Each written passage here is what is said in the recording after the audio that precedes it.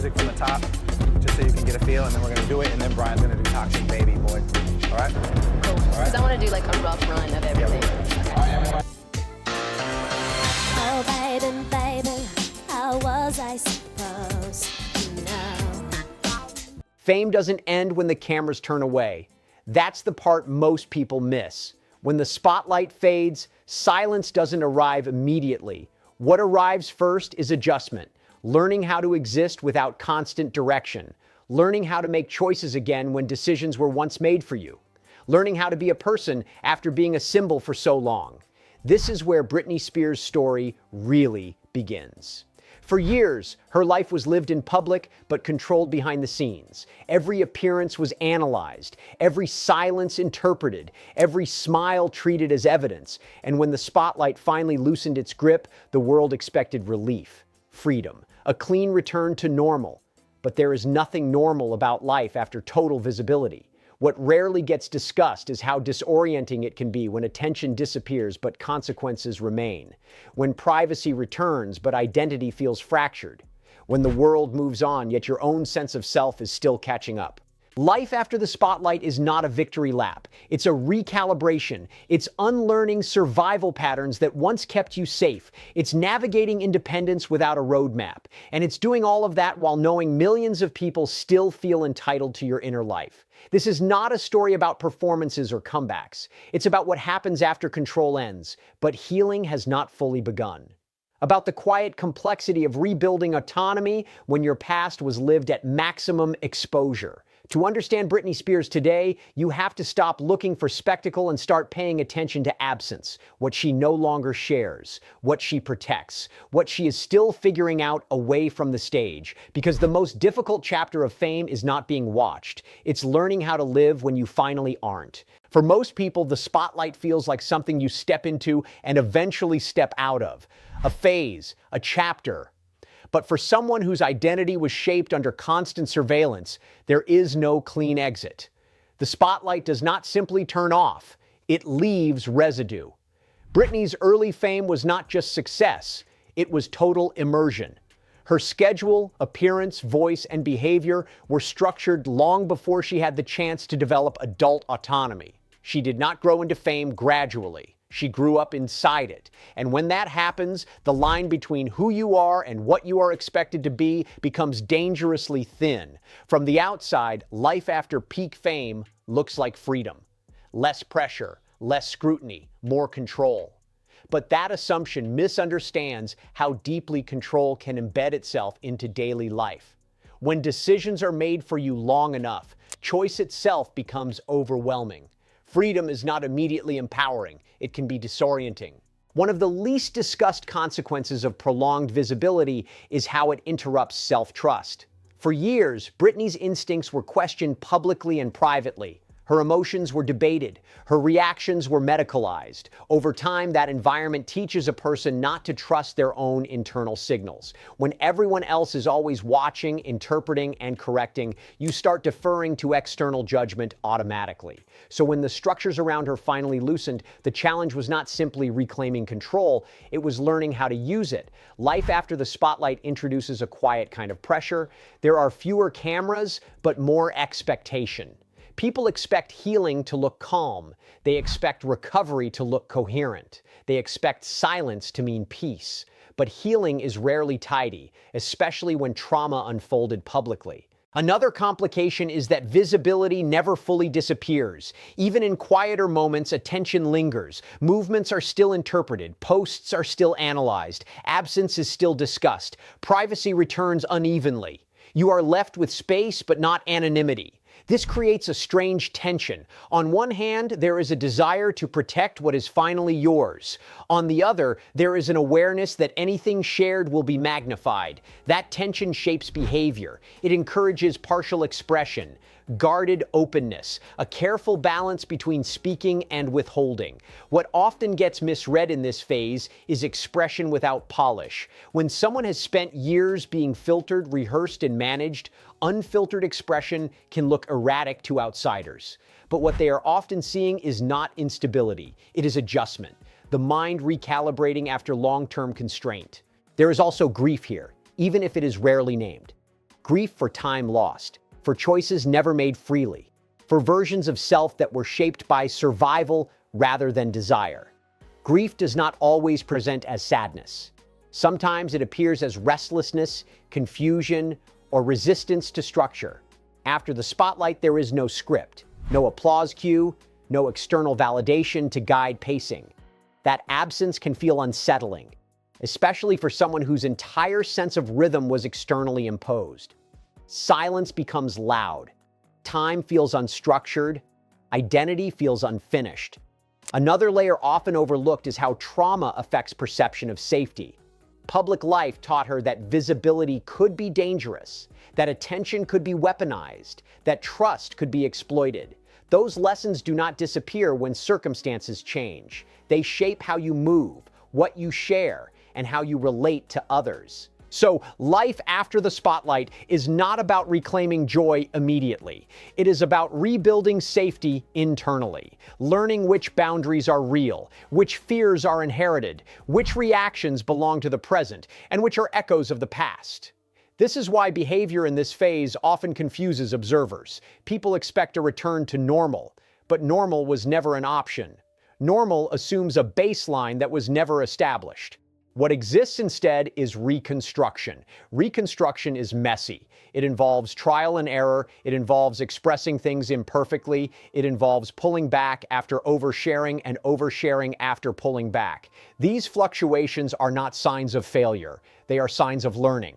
There is also the weight of public memory. The world remembers Britney in frozen moments, specific performances, specific breakdowns, specific narratives. Those memories are static, but the person is not. Living under that contrast can feel suffocating.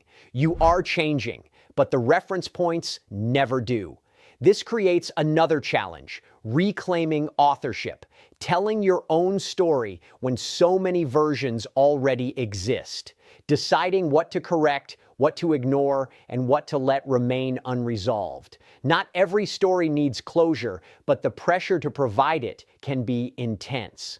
In life after the spotlight, silence becomes both refuge and risk. It offers protection, but it invites interpretation. Speaking offers clarity, but it invites scrutiny. Navigating that balance requires constant emotional calculation, especially when trust in systems has been eroded. What is rarely acknowledged is how exhausting this stage can be. There is no performance adrenaline anymore, but there is emotional labor. Processing the past, managing the present, anticipating reaction, all while trying to build a sense of self that is not dependent on external approval. Another misconception is that stepping away from fame means stepping into peace. Peace requires stability, and stability requires time. Time to experience life without commentary. Time to make mistakes privately. Time to redefine success away from applause. For someone whose life unfolded under extreme exposure, this time is both necessary and fragile. It must be protected. And protection often looks like inconsistency to outsiders. But inconsistency is part of regaining agency. It is the freedom to change your mind. Life after the spotlight is not about disappearing. It is about choosing visibility instead of having it imposed. That choice may come slowly. It may change form. It may never look the way the public expects. And that is the point. This phase is not meant to satisfy curiosity. It is meant to restore autonomy, to allow a person to exist without constant translation, to let identity form without immediate consumption. Understanding this reframes everything that comes next. It shifts the question from why is she acting this way to what does it take to rebuild a self after living without ownership for so long? Because the most important work happens when no one is watching. And for someone whose life was defined by being watched, learning how to live unseen is not an ending. It is the beginning of something far more difficult. After the initial separation from constant control, a different challenge begins to surface. The absence of oversight does not immediately create clarity. It creates space. And space, when you are not used to it, can feel unstable rather than freeing. For years, structure dictated nearly every aspect of Britney's life. Schedules were fixed, decisions were filtered, responsibility was outsourced, often under the justification of protection. When that structure dissolved, the question was no longer who controls the narrative, but how to live without one. This is where many people misunderstand life after the spotlight. They imagine release as relief, but relief assumes the presence of rest. What follows instead is orientation, learning how to decide what a day looks like, learning how to trust instinct again, learning how to sit with silence without assuming something is wrong. One of the most difficult aspects of this phase is internal permission. After years of being told what is appropriate, what is safe, what is acceptable, it takes time to believe you are allowed to choose differently. Even simple preferences can feel uncertain. When autonomy has been delayed, it does not arrive fully formed. There is also the lingering effect of surveillance. Even without formal control, the memory of being watched does not disappear. Behavior remains cautious. Expression is tested, then retracted. Boundaries are set, then questioned. This is not inconsistency, it is recalibration. What complicates this further is the public's expectation of stability. Many people assume that once freedom is restored, behavior should immediately appear calm, grounded, and coherent. But healing does not perform well. It is non-linear. It includes regression, contradiction, and experimentation. Expression during this phase often lacks polish. It can appear raw, repetitive, or emotionally uneven. To outside observers, this can feel unsettling. But what they are witnessing is not chaos. It is self-directed expression without mediation. For someone who was filtered for so long, unfiltered expression is a skill that must be relearned. And like any relearning process, it involves missteps. Saying too much, saying too little, speaking emotionally, then pulling back. These fluctuations are part of reclaiming voice. Another layer of difficulty is public interpretation. Every action is still analyzed through old frameworks. People look for signs. They search for narratives that confirm what they already believe. Growth is not always recognized because it does not align with expectations of what recovery should look like. This creates a subtle pressure to perform wellness, to appear healed enough, calm enough, normal enough. But performing wellness is another form of external control. It shifts the focus from internal progress to external approval. In this phase, privacy becomes essential, but not absolute. Total withdrawal invites speculation. Partial openness invites interpretation. There is no option that fully protects against scrutiny. Every choice carries trade-offs. This is why life after the spotlight often involves redefining what safety means. Safety is no longer about management or restriction. It is about boundaries, about choosing what is shared and what is kept, about recognizing that not every thought needs to be explained, and not every silence needs justification. Another often overlooked challenge is grief. Not only grief for the past, but grief for imagined futures, for the life that might have existed without constant intrusion, for relationships that were shaped under pressure, for versions of self that were never explored. Grief can surface unexpectedly, in moments of joy, in moments of stillness, in moments where freedom highlights what was missing rather than what was gained. This grief does not invalidate progress, it coexists with it. Life after the spotlight also forces a reassessment of identity. When fame recedes, questions emerge. Who am I without performance? What matters when validation is quieter? How do I measure success when applause is no longer the metric? These questions are difficult for anyone. They are especially difficult for someone whose identity was built under public demand. There is no template for this transition, no established path, only personal experimentation. Another complicating factor is trust. Trust in people, trust in institutions, trust in oneself. When trust has been repeatedly compromised, rebuilding it takes time and caution. Skepticism becomes a defense. Openness feels risky. This can make relationships feel tentative. Even supportive interactions may be filtered through suspicion. Is this genuine? Is there an agenda? These questions are not paranoia. They are learned responses to long-term exploitation. In this stage, healing is less about reclaiming a career and more about reclaiming agency. agency in daily choices, in emotional expression, in defining what a meaningful life looks like beyond productivity or public approval. It is important to recognize that this work happens largely out of sight. There are no milestones that make headlines, no clear markers of completion. Progress is internal, uneven, and deeply personal. From the outside, this can look like stagnation or confusion, but from the inside, it is movement. Slow movement, but movement nonetheless. Life after the spotlight is not a return, it is a reconstruction, and reconstruction takes time, patience, and room for mistakes. It requires the freedom to be unfinished. Understanding this helps shift the narrative away from judgment. It replaces expectation with context. It acknowledges that autonomy is not restored in a moment. It is built piece by piece through experience. This phase is not about proving anything to the world. It is about learning how to exist without being managed, interpreted, or corrected at every turn. And that may be the most difficult transition of all. As autonomy slowly returns, a new tension begins to emerge, one that is less visible but deeply influential. It is the tension between wanting to be understood and wanting to be left alone. For someone whose life was defined by forced visibility, both desires can exist at the same time, and they often conflict. In this phase, expression becomes complicated. Speaking feels necessary, but explanation feels exhausting. Silence feels protective, but it also feels risky. Every word carries weight, and every absence of words invites interpretation. This creates a constant calculation. How much of yourself can you share without losing what you are trying to protect? What many people miss is that after long-term control, self-expression does not immediately feel natural. It feels unfamiliar. When you have spent years having your voice mediated, simplified, or overridden, speaking freely can feel destabilizing. You are no longer reacting to instructions, but you are also no longer sure where your natural boundaries lie.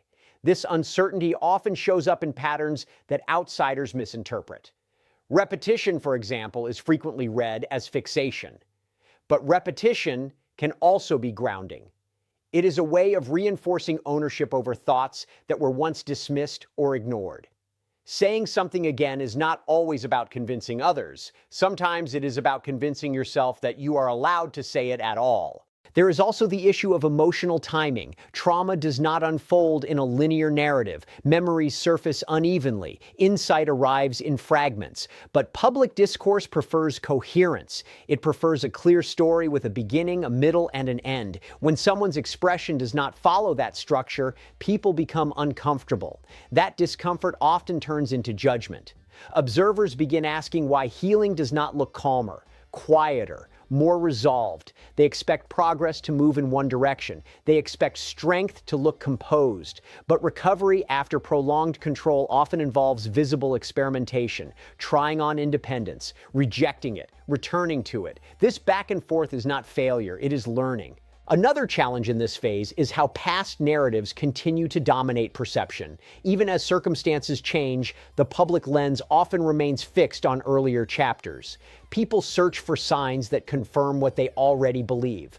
Growth that does not fit those beliefs gets overlooked or reframed. This creates a sense of being frozen in time. You are changing, but the reference points remain static.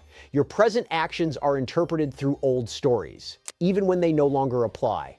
That mismatch can feel deeply invalidating. It also affects self-perception. When you are constantly seen through outdated narratives, it becomes harder to trust that change is real. You start questioning whether progress counts if no one recognizes it. This is where external validation can quietly regain influence, even when you are trying to move away from it. Another layer of complexity is anger. Anger often surfaces in this stage, not as aggression, but as clarity. Anger at lost agency. Anger at misrepresentation. Anger at systems that justified control as care. This anger is not regression, it is recognition. But anger makes people uncomfortable, especially when it comes from someone they expect to be grateful. Gratitude is often demanded from those who were exploited, as if suffering is invalidated by success. This expectation silences legitimate emotion and reframes accountability as bitterness. In reality, anger can be an important signal. It marks boundaries. It distinguishes between what was acceptable and what was not. For someone rebuilding autonomy, anger can help reestablish a sense of self that was eroded by compliance. The difficulty is expressing that anger without it being weaponized against you. When your emotional reactions are already under scrutiny, any intensity can be reframed as instability. This creates pressure to soften feelings that deserve space. At this stage, many people retreat further inward, not because they are failing to heal, but because they are protecting fragile progress. Healing requires experimentation, and experimentation requires safety. Public platforms rarely offer safety for unfinished emotion. This is also the point where independence can feel lonely. Control once came with constant involvement, even if it was harmful. Freedom can feel quiet by comparison. Decisions are yours now, but responsibility is too. There is no one to defer to, no one to blame. That weight can feel heavy, especially when trust in oneself is still being rebuilt. Another misunderstood aspect of this phase is inconsistency. People expect growth to stabilize behavior, but growth often destabilizes it first. Old patterns break before new ones settle. This can look chaotic from the outside, but internally it is part of restructuring. There is also the challenge of redefining purpose. When a life has been oriented around performance and productivity, stepping away creates a vacuum. What matters now? What defines a good day? What does fulfillment look like without applause? These questions do not have immediate answers, and that uncertainty is often misread as emptiness or confusion. In reality, it is exploration. But exploration rarely looks impressive. What is happening beneath the surface during this phase is the slow rebuilding of internal authority. Learning to trust emotional signals, learning to tolerate ambiguity, learning that it is okay not to explain everything. This work is invisible, but it is foundational. Without it, any return to visibility would replicate old dynamics. With it, there is at least the possibility of choice. Another important shift in this stage is how relationships are reevaluated. Power imbalances become clearer in hindsight. Support is redefined. Some connections fall away not because they were malicious, but because they were built under unequal conditions. Letting go of those relationships can feel both painful and necessary. This can further fuel public misunderstanding. Distance is interpreted as rejection. Boundaries are interpreted as hostility. But boundaries are often the first real sign of autonomy. Life after the spotlight is not about proving stability to an audience. It is about learning how to be unstable safely, how to make mistakes without punishment, how to feel without performance. That process cannot be rushed, and it cannot be judged accurately from the outside. It unfolds in private decisions, quiet routines, and moments of self-recognition that never make headlines. By this point, the question is no longer whether freedom exists. It does. The question is how to live inside it without recreating the conditions that once made control feel inevitable. This is the hardest part of rebuilding a life after the spotlight. Not reclaiming attention, but learning how to exist without needing it. Not silencing the past, but integrating it without letting it dominate the present. And this integration is slow. It resists narrative. It does not announce itself, but it is happening. Life after the spotlight does not offer closure. It offers responsibility. Responsibility to decide what stays private. Responsibility to define meaning without an audience. Responsibility to live with a past that the world still feels entitled to revisit. For someone like Britney Spears, this stage is not about proving stability or reclaiming an image. It is about learning how to exist without being constantly interpreted. That is harder than it sounds. When your life has been explained by others for so long, silence can feel like losing control, even when it is actually the opposite. What often looks confusing from the outside is, in reality, a process of boundary making. Choosing what to share, choosing when not to explain, choosing not to translate every emotion into something publicly digestible. These choices can feel uncomfortable to an audience accustomed to access, but they are essential for autonomy. The mistake people make is assuming healing should look calm, consistent, and reassuring. but healing after prolonged control often looks uneven. It involves trial and error. It involves changing your mind. It involves expressing things imperfectly and then pulling back. That is not instability. That is agency returning. There is also a deeper shift happening here, one that is easy to miss.